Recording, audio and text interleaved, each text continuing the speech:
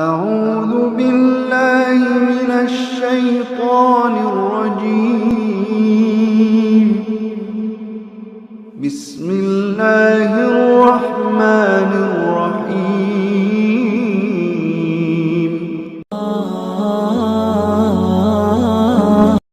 Kata Nabi, perempuan paling gampang masuk surga. Cuma yang membuat dia gampang masuk neraka dua hal. Satu, dia tidak pandai menjaga lisannya. Gosip. Ini kalau kumpul begini, jangan pikir bebas gosip. Enggak. Itu kalau datang itu temannya dilihat sama-sama Dharma Persatuan, dia lihatin tuh Pak, dari atas kepala sampai ujung kaki. Dia ada gosip tapi mukanya sinis. Dia ada gosip tapi sinis tuh lihat orang.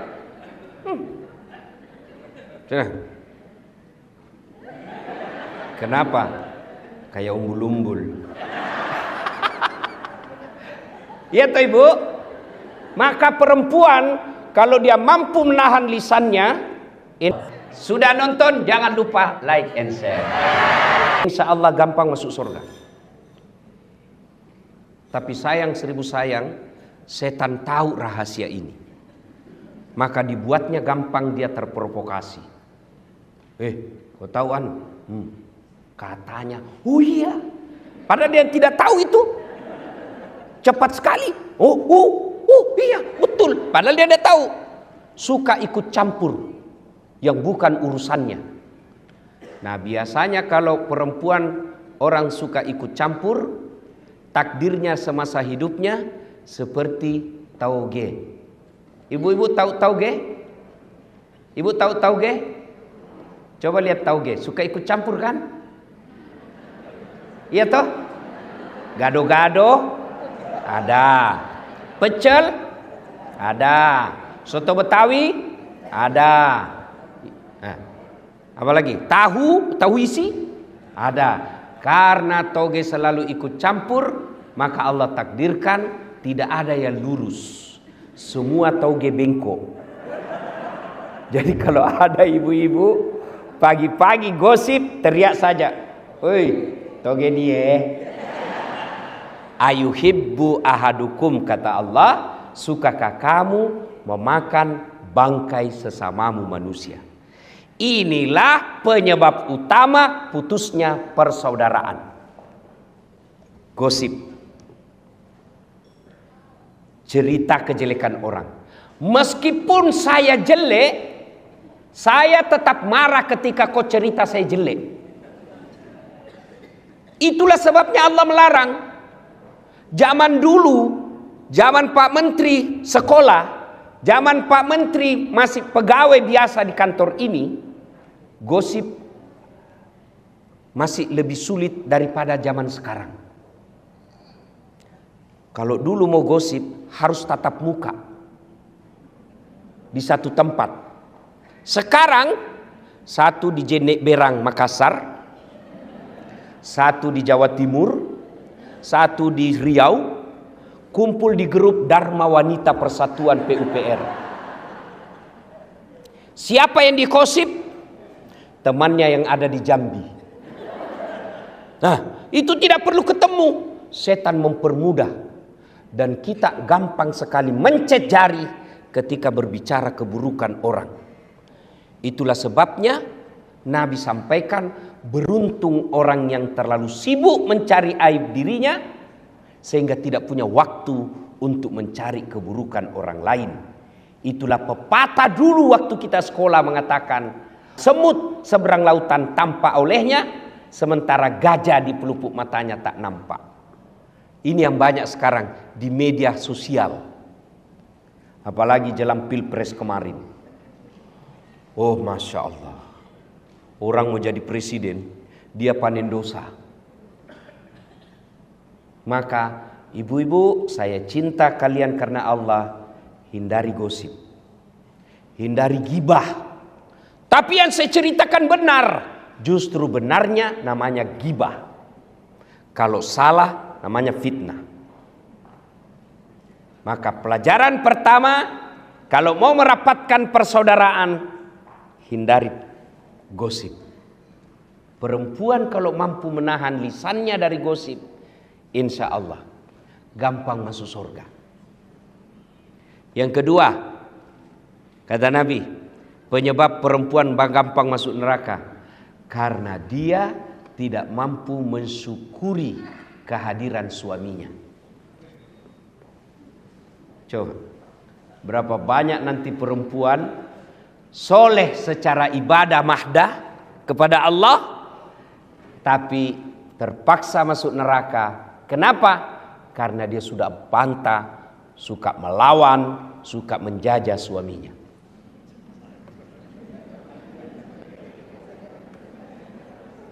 Ibu, ya, halo ibu, mau gampang masuk surga?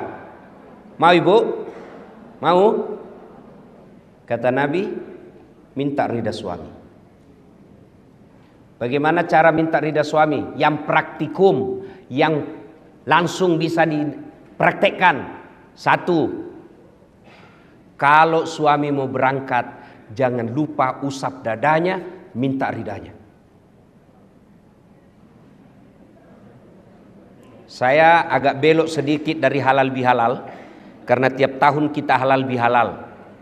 Tapi menasehati istri, ini jarang di sini. Ibu, jelas ya?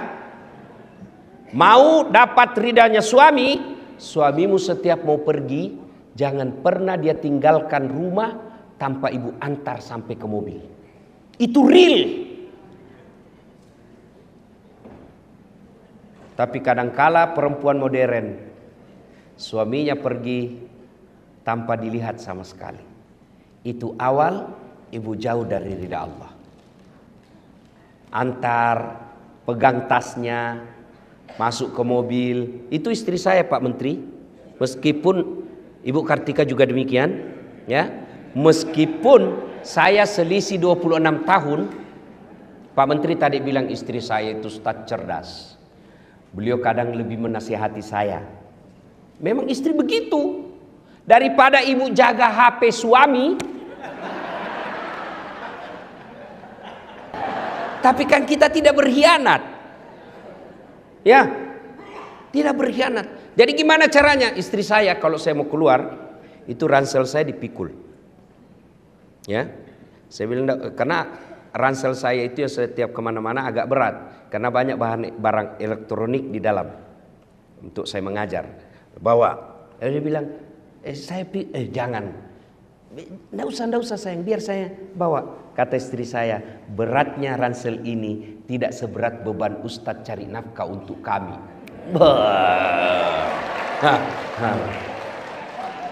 Bagaimana Pak Irjen pernah rasakan seperti itu Pak?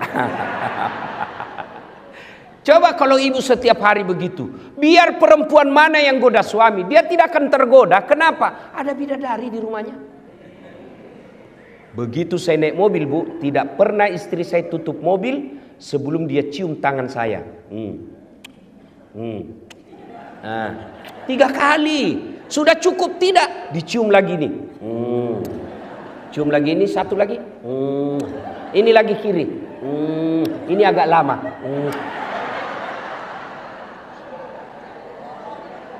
Ayo bapak-bapak pernah merasakan?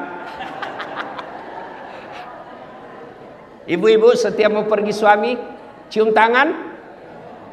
Nah, pantas perempuan lain cium tangannya suami. Coba ibu amalkan deh ini real. Nggak usah, ibu tidak usah menjelis taklim 1 bulan kalau nggak praktek ini. Itu real bisa ibu dapat ridha suami. Apa cukup sampai di situ istri saya? Tidak. Dia usap dada saya, lalu dia bilang, Ustadz, ridhoi saya. Dia tidak tutup pintu mobil sebelum saya bilang, ya meskipun semalam bertengkar. Bohong kalau ada suami istri tidak pernah bertengkar. Apa Ustadz tidak pernah bertengkar? Bohong. Bohong kalau ada katakan Ustadz tidak ada masalah rumah tangganya. Bohong. Saya aja ada masalah ibu. Apalagi setelah saya viral kemana-mana. Banyak masalah saya Pak Menteri. Apa masalah saya? Banyak janda curhat. modus pura-pura minta doa-doa penenang jiwa. Lama-lama dia bilang, Ustadz, maukah Ustadz menjadi imam dalam hidup? Saya bilang, mohon maaf ibu, saya bukan imam, saya penceramah. Jelas ya ibu? Real. Yang kedua, ibu sebagai istri pejabat ataupun bukan pejabat, ketika suami pergi, bantu suami cari nafkah. Bagaimana bantu suami cari nafkah? Ibu tidak usah dagang kiri kanan keluar rumah, nanti difitnah orang. Real, bukan pekerjaan yang mendatangkan rezeki. Kalau pekerjaan yang mendatangkan rezeki, semua orang yang sama pekerjaan tupoksinya mestinya sama uangnya. Tapi menurut keyakinan kita orang Islam, yang mendatangkan rezeki al-waqi'ah, kemudian duha, kemudian sedekah dan silaturahmi. Jadi ibu kalau mau bantu suami cari nafkah, sholat duha. Suami pergi, anak sudah pergi sekolah, jam 8, ibu ambil wudhu, sholat duha 2 rakaat. Ada waktu, tambah 4. Masih cukup, 6. Masih luang, 8 rakaat. Bagaimana caranya? Sama sholat sunnah yang biasa, cuma bedanya niat. Tahajud niatnya tahajud, waktunya malam hari. Sholat duha niatnya duha, waktunya pagi hari. Jangan juga ibu sholat duha malam hari.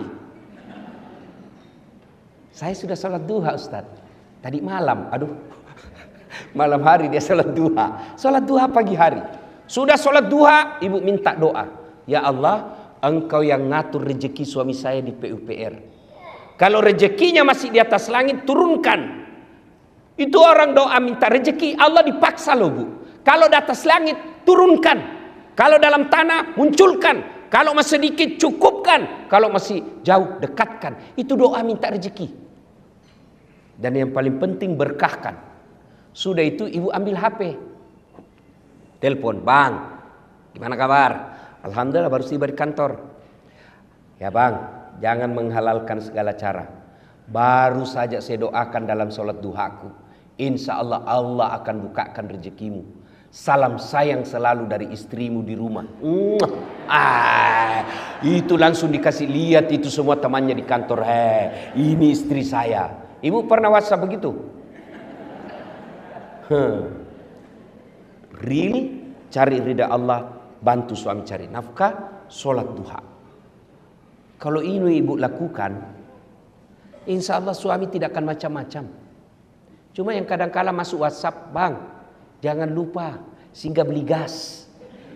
Bang, jangan lupa singgah beli ikan. Salah? Tidak. Tapi sertakan juga mengingatkan suami untuk ibadah. Itu istri yang soleha. Masuk waktu sholat. Bang, sudah duhur ini bang. Sudah sholat enggak? Belum. Sudahlah, tinggalkan dulu pekerjaan. Itu pekerjaan bisa dikerja. Sholat tidak bisa kau tunda. Ayo sholat. Itulah istri yang dapat ridha dari suaminya. Kemudian pulang suami, semestinya istri yang soleha kata Nabi, pulang suaminya menyenangkan hati ketika dipandang wajahnya. Tanyalah bapak-bapak, senang tak mandang ibu ketika di rumah? Bagaimana istri yang soleha? Menyenangkan hati dipandang suaminya. Jadi kalau ibu tahu suami pulang pukul 5 petang, sudah kira-kira 15 menit sebelum pukul 5 ibu dandan. Warna apa dia senang suami? Dia senang warna coklat. Pakai warna coklat. Tapi saya tidak senang. Ibu mengalah karena menyenangkan suami, itu ridha Allah. Kalau perlu pakai baju renang.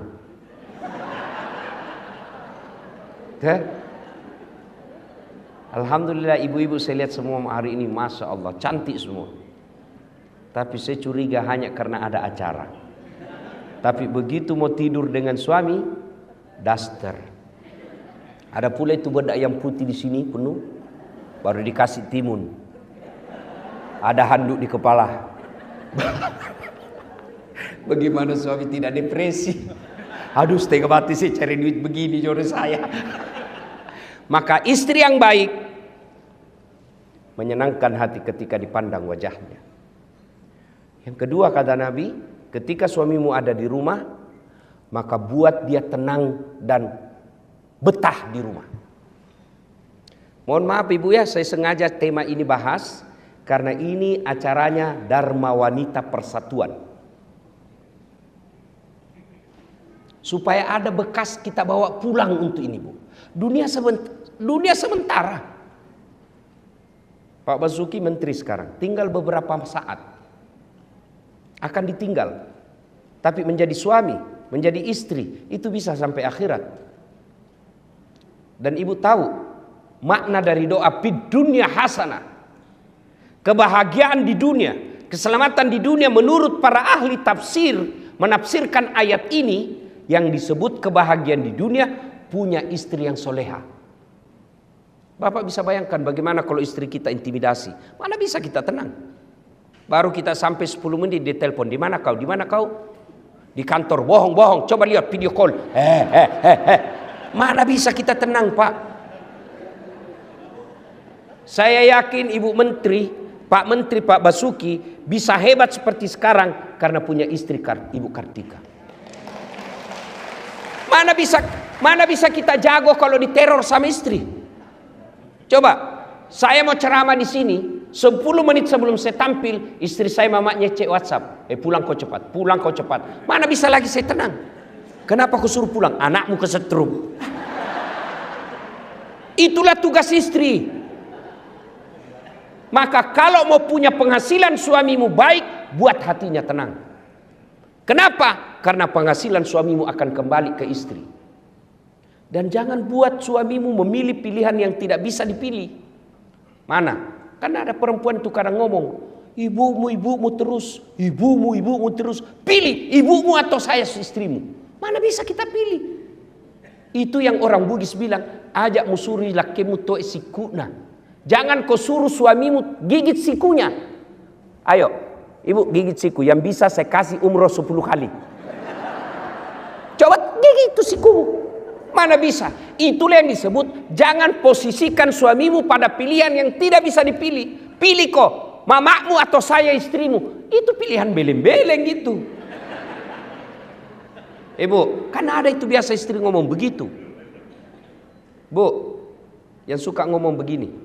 Ibu, tolong jawab Ibu. Siapa yang mengandung suami Ibu? Mamanya. Siapa yang melahirkan? Ibunya. Siapa yang membesarkannya? Siapa yang mendidiknya? Sekarang siapa yang terima gajinya? Jawab ini Bu, jawab. Istrinya. Maka pantas ketika Nabi sampaikan, ridha Allah ada pada ridha suamimu.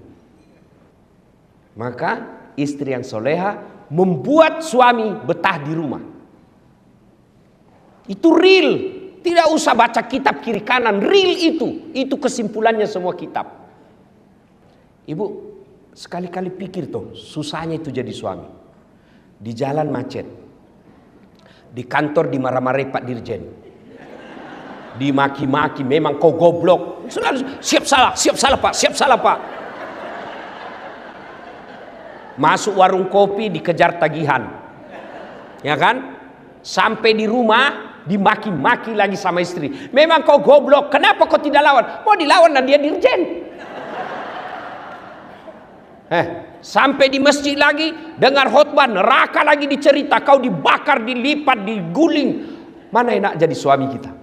Sampai di rumah dimaki-maki lagi, hilang kita punya harga diri. Dan itu perempuan salah satu kelebihannya ahli sejarah. Tidak pernah dilupa kesalahan kita Pak. Sudah 5 tahun yang lalu ada kesalahannya, dijelaskan kesalahannya, dia berusaha menjawab kesalahannya itu, belok, nyambung lagi 5 tahun yang lalu. Itulah perempuan ahli sejarah.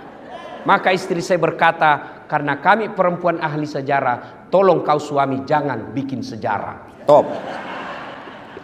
Ya, nah ibu-ibu yang saya muliakan, muliakan suami. Kadangkala kita sakit, kadangkala kita cemburu. Tapi jangan sakit dan cemburu itu yang baru beberapa saat melupakan kebaikan suami yang sudah puluhan tahun. Kalau ini yang kita lakukan disebut Innallaha yuhibbul muhsinin.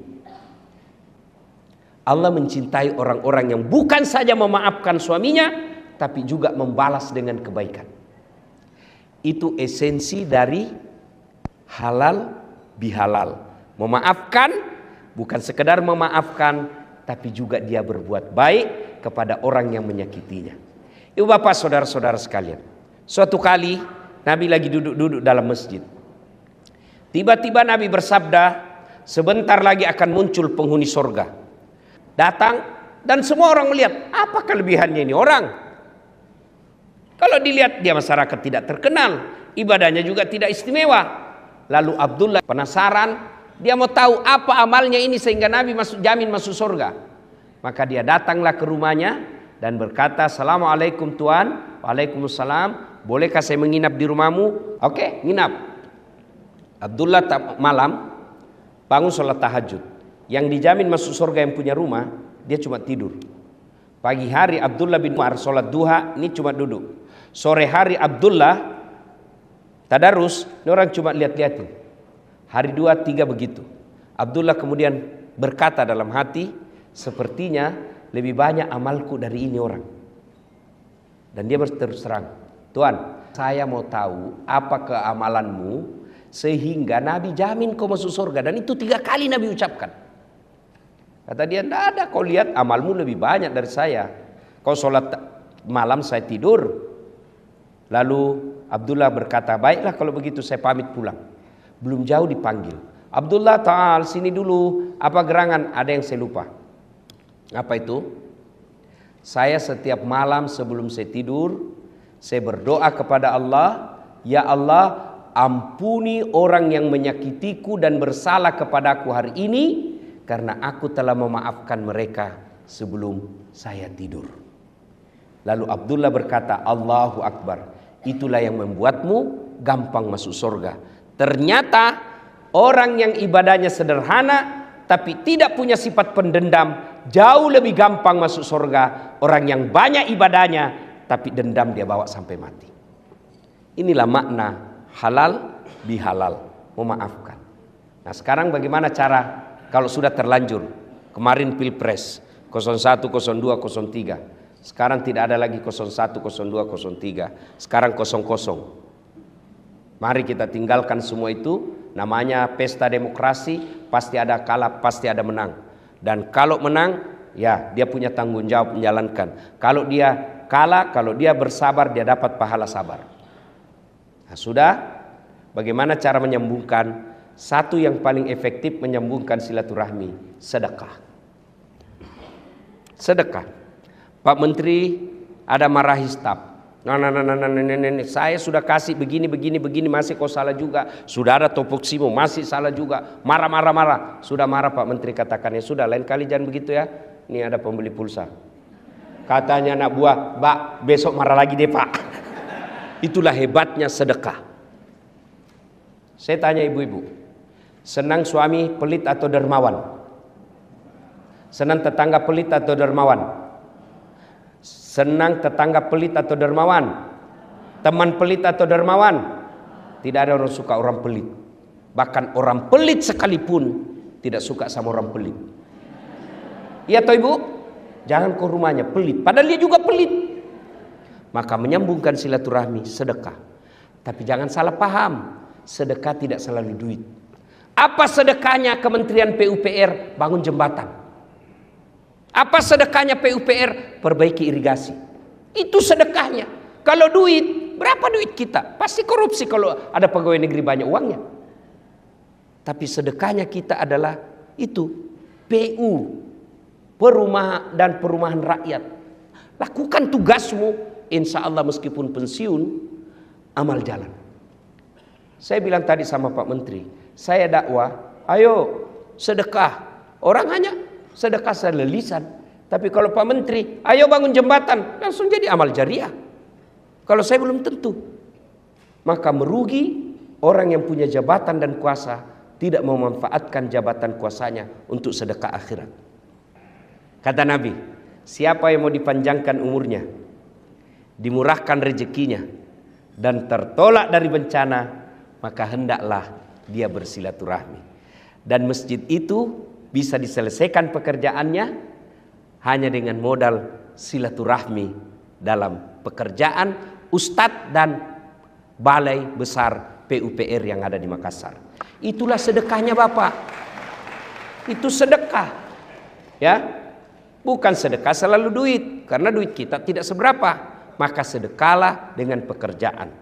Jembatan diperbaiki, jangan sudah diresmikan, belum diresmikan sudah rusak. Ibu bapak, saudara-saudara sekalian, inilah makna halal bihalal kita. Wa'tasimu bihablillahi jami'an wa la tafarraqu. Berpegang teguhlah kepada tali persaudaraan agama Allah dan janganlah engkau bercerai-berai. Dan di tempat ini saya bahagia sekali sebab meskipun ibu-ibu istri para menteri sudah lewat masa jabatannya, tetap dilibatkan di acara ini. Inilah yang disebut kebersamaan. Mudah-mudahan kebersamaan seperti ini terus kita rawat sampai kita nanti bertemu di akhirat bersama Rasulullah minum di telaga Al-Kautsar. Demikian, lebih dan kurangnya mohon dimaafkan. Usikum wa nafsi bitaqwallah. Assalamualaikum warahmatullahi wabarakatuh. Maha benar Allah ketika menyampaikan, siapa yang memuliakan orang tuanya, maka Allah angkat derajatnya.